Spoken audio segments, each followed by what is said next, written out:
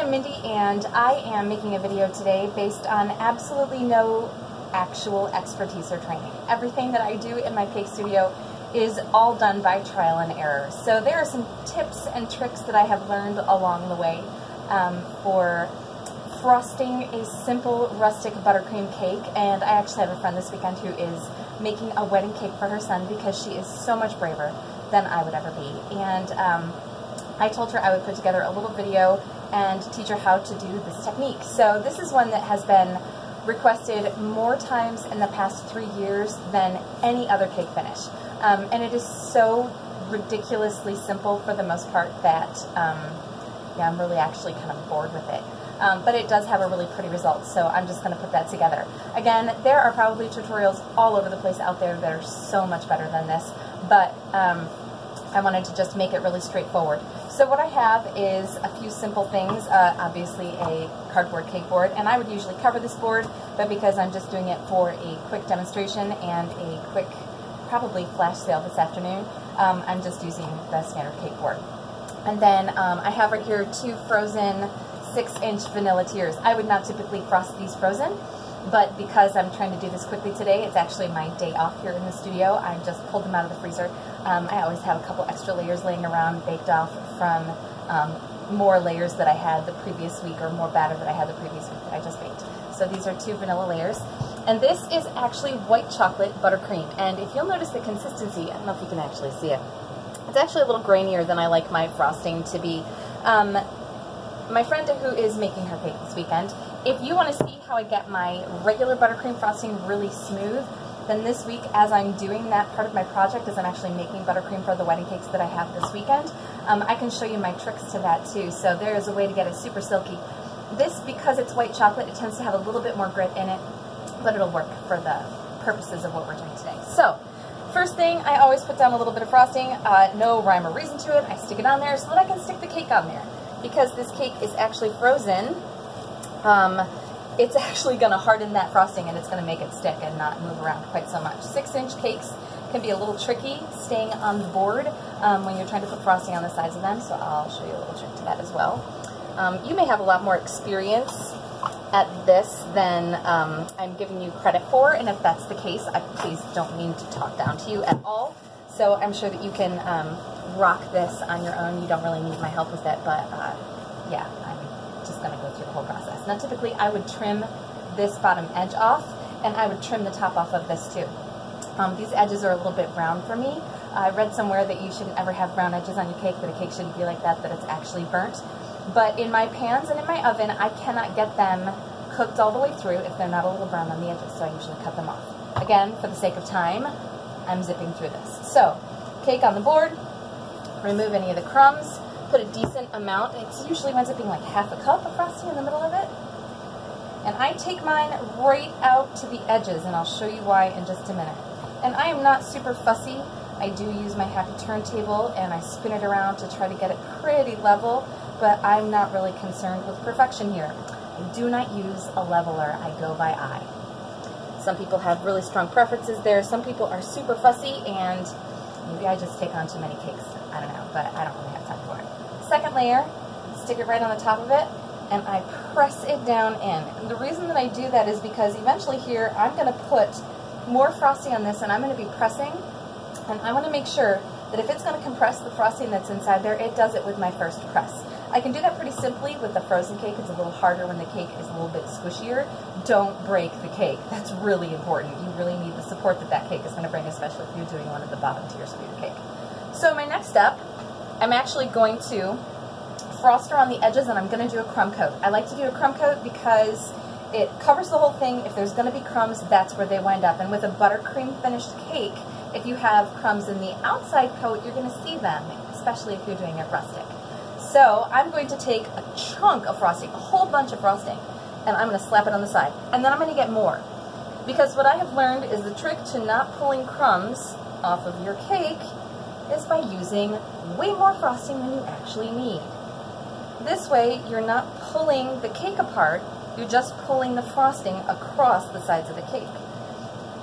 Now if you're using a 10 or 12 or an 8-inch tier, your cake doesn't tend to slide around very much, but if you're using a 6 or a 5 or a 4-inch tier, your cake may slide around on the board a little bit. If you find that to be the case, going up and down with your crumb coat might be a better way to go about that. And then once I've got frosting all the way around on the whole cake, I kind of smooth it out, take off some of the excess, because I really don't need all of that right now. I'll show you why in a minute. And I just make sure that I get all the way up to the top, that it's all covered right up and over the top.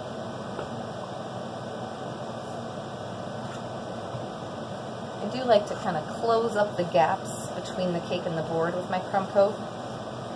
I've watched so many videos of people doing this, and they take 20 minutes to do the crumb coat, and I don't have time for that. The other thing that I don't do is I don't refrigerate my my cake between the crumb coat and the final coat.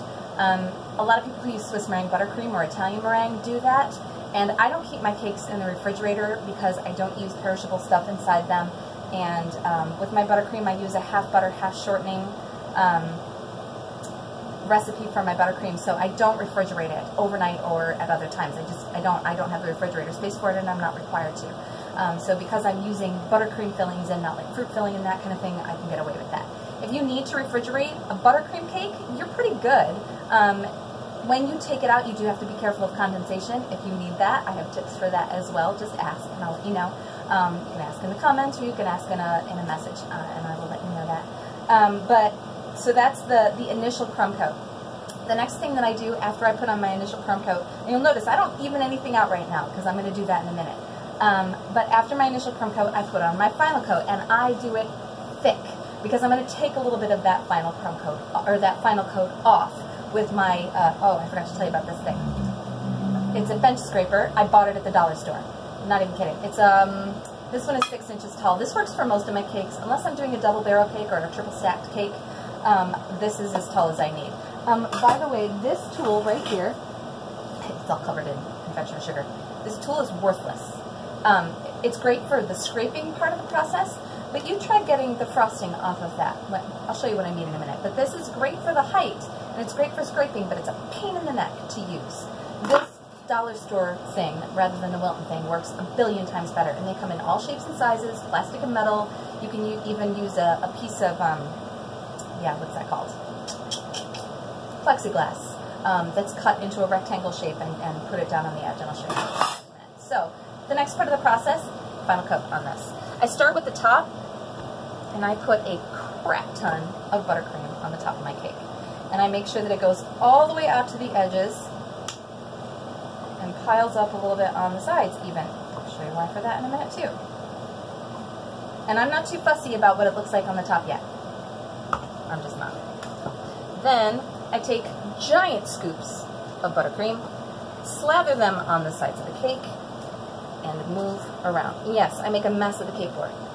If my cake board was covered in foil, eventually I would come back and clean that up. In this case, probably what I'm going to do is I'm going to pipe a design around the bottom so that it doesn't show, and I just don't really care. It's not a big deal. Maybe I'll take this cake over to my parents and give it to them.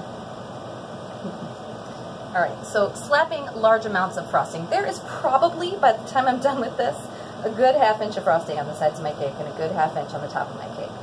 I follow this exact procedure whether I'm using regular buttercream covering my cake or fondant covering my cake.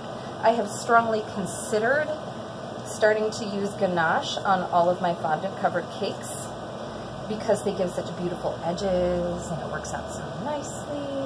But ganache takes a lot more time and it's way more expensive, and I'm not sure that my market around here would love it if I started putting ganache on all of my cakes and charging for that. Maybe I'll give people the option eventually. Alright, so slapped frosting on all of the whole cake, went all the way around. Notice, not real fussy, not real detailed at this point. Just making sure I got it on there. The next thing I do is I come down here and I look at the sides of the cake. I look straight onto the sides of the cake. And I get a pretty good idea as to whether or not it is straight up and down. This is where I get a little fussier. In a minute I'm going to come back and I'm going to scrape off some of the frosting so I can sort of see where I need it to come off and sort of not. Again, if this is a detail you already know how to do and you're just here for the rustic buttercream finish, you can skip to the end. You can see what I'm doing. Also, I'm semi-apologizing for the back of my shop because I left it in a bit of chaos on Saturday, saying I'm going to come in on Monday on my day off and clean up in my studio. Yeah. A little bit more on the bottom. I tend to do that. I tend to put more on the top than on the bottom, so I always have to come back around and put a little more on the bottom. Alright, I pretty much got it straight up and down. Now comes the part where I really get it straight up and down. Let's see how I can do this to show you what I'm doing. Here. Right, I keep my bowl of frosting pretty close because I'm going to wind up. This is hard. I'm going to wind up scraping my frosting on the side of the bowl off the back of this. So what I'm going to do is I'm going to come up and I'm going to line up the scraper with the side of the cake. This edge down here is level with the cake board. This edge is perpendicular to the cake board. And I'm going to scrape around and I move pretty slowly. And the first time you go around, it's not going to be perfection. You're just going around to go around. And the other thing to remember on this is that you're going to be using your spatula and messing this whole finish up anyway. But this is a good way to get it started. Actually, not looking too bad already. So what I'm looking for now, as I come around slowly again, is that there aren't any big gaps. I'm not sure how much of this you can actually see. There are a couple little gaps here at the bottom. Now on this one, I'm not too concerned about that because again, I'm going to be scraping some of it off with my spatula. If I was going to fondant this, I would make sure that this was basically perfectly smooth. Also with this buttercream, you can probably see some of the air marks in it. I'm not sure if the light is making that difficult or not, but you can see some of the air bubble in this. That wouldn't happen with my regular buttercream or chocolate. So then I'm going to come all the way around, and you see how I've got this lip, this ridge that's all the way around the top? I'm going to very carefully pull that back and toward the middle, all the way around the cake. Again, I don't have to make a perfect edge on this cake, and I'll show you why because of what I do on the top of my rustic buttercream cakes. I don't actually leave the top perfectly flat because it's more rustic if I do it the way that I do it. You can see I'm just kind of pulling in and smoothing with this. I do this before I do the ridge work on the sides with the rustic buttercream because I think it winds up neater. I've tried it doing that after I do the ridge work and it doesn't work out as nice. Alright, so what I've got is a completely frosted cake, pretty smooth. This is not perfection. Obviously, if I was making a wedding cake, I'd probably be a little bit more particular about how I was doing this. But now I'm going to take my spatula, and this is the trick. This is the trick to that rustic buttercream. Now you can do this, and you can have really wide stripes, or you can have really, really, really skinny. And I'll show you how to get the skinny ones, because I think that's what you're looking for. But I'll show you how to start with the large ones. So obviously this is on a turntable. It's really important. Make sure that it's pretty close to the center, so that you can apply even pressure, and basically you just have to hold your hand still while you do this, okay? But you have to be spinning it, so it has to be turning as you go. So I'm going to put my spatula right down at the bottom edge, and I'm going to spin. And I'm just going to leave my spatula right there, and I'm going to, as I go around, slowly move the spatula up. Now if you want really thin lines, you just keep it really, really, really close. So do you see the look I'm getting there? I'm wondering if I should turn on another light.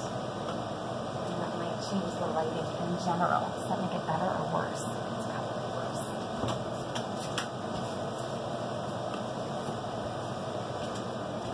Of course, the sun has been missing all day long, and of course now it's out, of course. So, alright, can you see the lines in there? I think you sort of can. I will bring this up closer to you.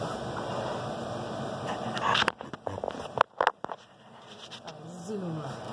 Sorry about the video quality, folks. Yeah, no, I can't do it. Alright, so I'm going to keep going around, and I'm going to kind of show you if you want really thin stripes. If you wanted the strips a little bit thicker, you just move the spatula in wider. Just not going to have as many stripes. Can you see how that's different? Now you see that there can be some bumpy parts of this cake. You see that little thing? You can come back and you can take those off just with your spatula, or you can leave them. Because honestly, that kind of look, if you're going for rustic, you don't really care if those little bumps are on there or not, okay? So that's kind of the deal. You can see that these are wider at the top, these are narrower. The other trick that you can use is you can use a one of the narrowed spatulas like this. This is the tool that I use for some of my other cake decorations. But if you ran this around, obviously the effect would be more thin. Additionally, sometimes you don't want it to look quite this planned, so you can come back in with a tool like that, and you could even add more little cuts along the edges. And it doesn't look quite so planned as if you just spin this all the way around over and over. And you could really use any tool for this. You could use the back of a spoon. You could use like a baby spoon, would totally work. Can you see how that's a little different? It's not quite so planned. This is a little bit more planned, and that's a little bit, where is it? A little bit less planned, and you could really make that as dramatic as you wanted to make it. For the finishing touch around the top, I like to do kind of the same thing because I think it turns out, I don't know, it just turns out neater. If I was going to make this perfect the way that I would make a perfect buttercream cake that wasn't rustic, I would totally smooth this all down. I'd use my spatula, I'd use my scraper, I would chill it a little bit, and then I would smooth it out with a paper towel or a piece of copy paper. Copy paper is my favorite. But for this, because it's rustic, I'm going to swirl. So I come back in and I do the exact same thing that I did on the sides of the cake. I probably got some ridges on the edges of this that are a little bit taller than what I would like them to be. Probably would smooth that back in. Part of the trick to doing this, though, is to getting incredibly smooth frosting before you start so that you don't wind up with just air bubbles all over your cake. And to work with it before it dries out. So you don't want it to crust very much at all before you put the effects into it. If you let it crust, it's going to look crusty. It's not going to be as smooth. So if you need time between when you put the frosting on and do the actual effect, if there's something that, you know, it's taking you a while to do the layers or whatever, then maybe wait until you have that time to do it. You can see how quickly it went for me. I do have a lot of practice with it, I understand that. So, but it really isn't complicated and it doesn't take very long. A couple of tips as you go. This is obviously would be my top tier. This is a 6-inch. If I was going to stack this, then I would refrigerate the layers for at least 20 minutes before I stack them. And the reason for that is because you want the icing to harden a little bit. When you're stacking them, if your icing is hardened, they're way easier to move around. They're much more forgiving. You're less likely to stick your fingers into the sides of it. Once you stack this cake, some beautiful things about Rustic Buttercream include the fact that you don't have to pipe a border around the edge of these in order to cover up any imperfections. If you have like a gap between two of your layers or something like that, take some frosting, stick it in a piping bag, pipe around the edge, just a fine line around the bottom edge, and take your spatula or your little offset spatula and go back around and just rework it. It is pretty forgiving when it comes to stuff like that, and if you like that unfinished edge, you can totally make that work for you. When I'm stacking cakes, I use bubble tea straws, and they really help to give the cake some support. Bubble tea straws. And I stick them into the cake, I cut them off at a level, and then I use that one straw to measure all the other ones and I put it in. My rule of thumb for that is I use as many bubble tea straws as inches in diameter at the top. Okay, I'm going to back up. I put as many bubble tea straws into a tier as is equivalent to the diameter of the tier that I'm putting on top of it. So if this is my 6-inch tier and it's going on top of a cake, I would use 6 bubble tea straws underneath it to support it. If it's an 8-inch tier, I'm using 8 plus 1 in the center. If you're doing more than 2 tiers, a center dowel is so important. And the other trick for me, if I'm doing a whole bunch of tiers, every 2 tiers, I use 3 wooden skewers to go down through both of those tiers. So if I have 2 tiers, I put 3 3 skewers all the way down through and through the baseboard as well. Then I put another tier on and I put 2 or 3 more of these in there. Yes, it's a crazy number of supports and everything inside it, but I'm telling you what, I've only ever, in my whole experience, 14 years of doing this, I've only ever had one cake fall over. Ever. And honestly, I have no idea why it fell over. No clue. It was a total fluke. Happy thought, right? But the more support, the more structure you have inside it, the better off you will be. If you don't have to stack it at the venue, and if you're the mother of the bride, of the groom, you don't want to have to stack it at the venue. You want to be able to do it the night before, definitely, or like hours before that morning. So if you have any other questions, if I didn't cover anything well, if something, I have cake crumbs on me, if something was confusing or you're not sure what you need in a certain situation, please make sure that you comment. Please make sure that you ask whatever questions you have, and I'd be happy to answer them. So I hope this was helpful from a non-expert point of view, just somebody who's been doing it for a long time, and I hope it helps you. Thanks.